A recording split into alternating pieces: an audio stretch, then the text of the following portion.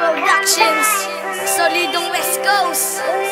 West Coast Records. Umatak ang mga luha bang ika'y papalayo. Minamasdan lamang kita bang ako'y nakaupo sa isang sulok. Nagtatanong kung bakit ba, bakit ko ba nakuha na? Lokohin pa kita, sinayang ko lang ang pag-ibig na inalay mo sa akin. Hindi ko nakita kabutihang dinulot mo sa akin. Luha at sakit lamang ang sinukli sa iyo. Ako ay nagbulag-bulagan sa lahat ng sakripisyo na iyong ginawa para sa ating relasyon, upang magtagal pa ito ng mahabang panahon. Ngunit puso mo ata ay sobra nang napagod, kaya eto ako ngayon tanga sa aking pinapanood. Ano nga kaya ang susunod sa ating nakabanata? Kung bakit kailan huli na tsaka ko pa nadama? Ang tulad mo pala para sa akin ay mahalaga. Sana nga ay pwede pang sabihin na mahal kita.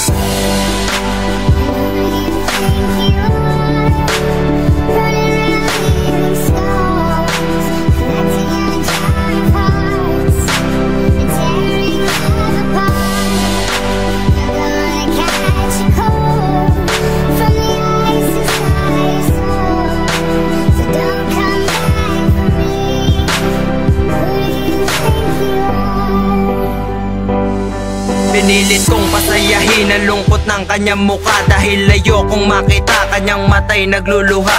Sa mga problema niyang wala namang kakwenta-kwenta, ako na ang humihingi ng tawad at pasensya sa mga kasalanang nagawa ko sa iyo.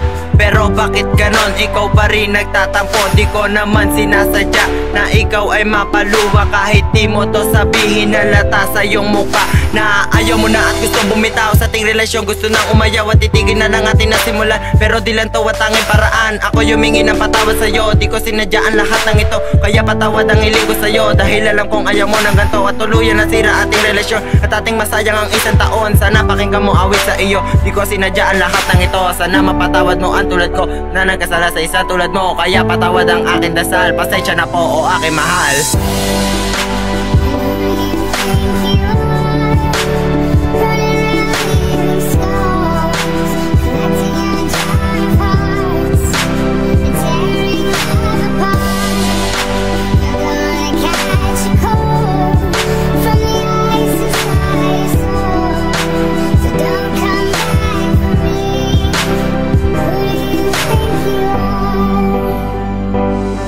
Aking mahal, sana ay pagpasensyahan ang mga nagagawa ko sa iyo na kasalanan. Hindi ko din alam kung ba't umabot sa ganto. Di ko lang maiwasang maghinala ko sa'yo, kasi mahal kita, totoo yan, walang iba. Pero parang ikaw ay nanlalamig na sa ating relasyon.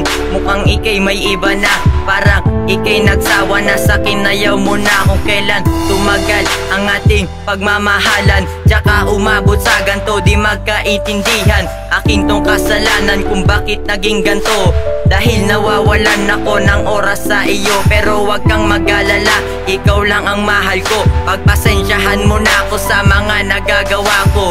Bumalik ka na muli sa aking piling, di ko kaya na mawalay ka sa akin.